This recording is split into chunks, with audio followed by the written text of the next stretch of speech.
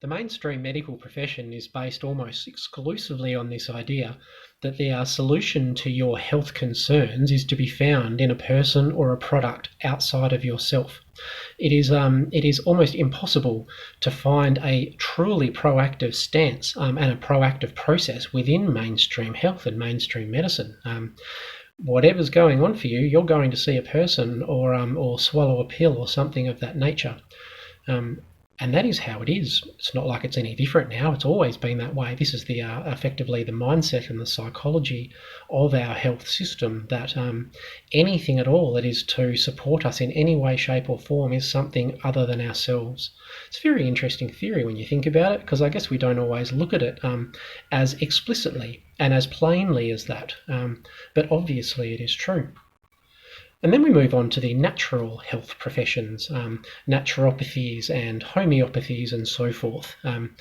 Not so much energetic and spiritual work, but certainly alternative physical health, a little bit to the left of the mainstream health profession. And this is where we do see a lot more proactive approach and a proactive framework in terms of what are prescribed, and a holistic mapping and a holistic diagnostic process of the whole person, usually. So we're heading into a more proactive territory, but I mean, there's even further left of this again when we head into alternative health and healing professions, and this is when we start getting into the spiritual and fluffy bunny stuff. Your Reikis, your energy works, your quantum business, your this, your that, all of that sort of thing.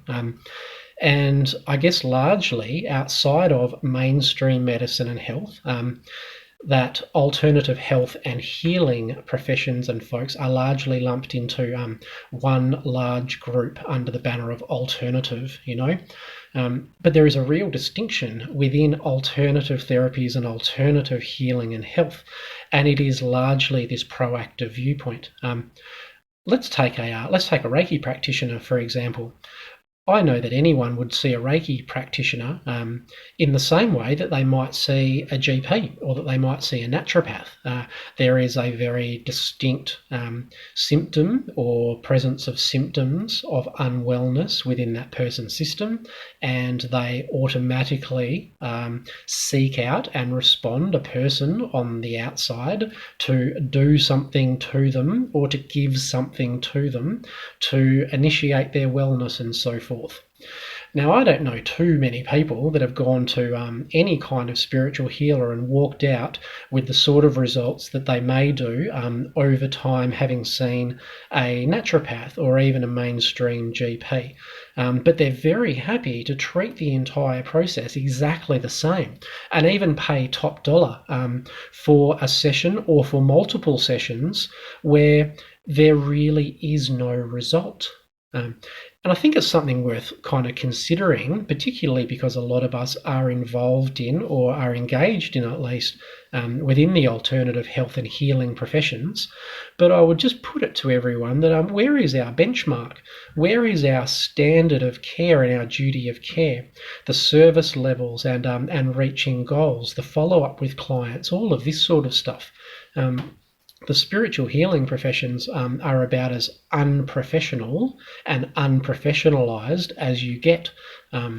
And I think this is why largely that even though we kind of look the part and do the do and so forth, that there is still this real skepticism and real concern about the distinct lack of results and quantifiable and duplicatable results within alternative healing practices, probably more so even than your naturopaths and alternative physical health practices.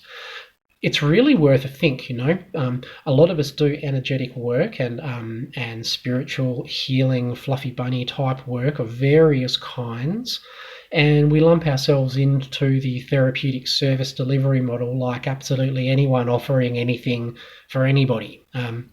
But boy, we work for some pretty different and really loose rules compared to more mainstream and established industries. We really get away with absolutely anything, If someone comes to a Reiki practitioner and pays $70, $100, $200 for an hour or two session, they might leave probably feeling a lot more relaxed, I would hope. but largely they're not going to leave sprouting the same consequences and results as they would have having seen someone like a naturopath or a physical health practitioner. Of course, it depends on what your ailments and what your concerns are. Sometimes a healing practitioner or a spiritual healer is exactly the right person to see for you. But most of the time, in truth, we are approaching therapeutic professionals either with a physical, emotional, or mental health issue. And of course, we are a whole person, but there are some therapies and some services that are just not ideally tailored or suited to treating those symptoms. And the fact is, the point of all of this is that we're still seeing someone outside of ourselves. We are still placing all of our healing responsibility onto another person. Granted, they might just be a little more palatable to us in the alternative or healing professions, but we're still under the exact same psychology, and that is, I am not my healer. What do you think about that? If you're in a service profession, how do you talk about this with your clients? Do you advocate yourself as the practitioner and as the healer, or are you there quite openly and humbly as a catalyst and as a facilitator for the client to heal themselves? It's a very important distinction to make. Entire industries, the money that people spend and the results that people get are very much based on seeing this one way or the other. Who is the healer here?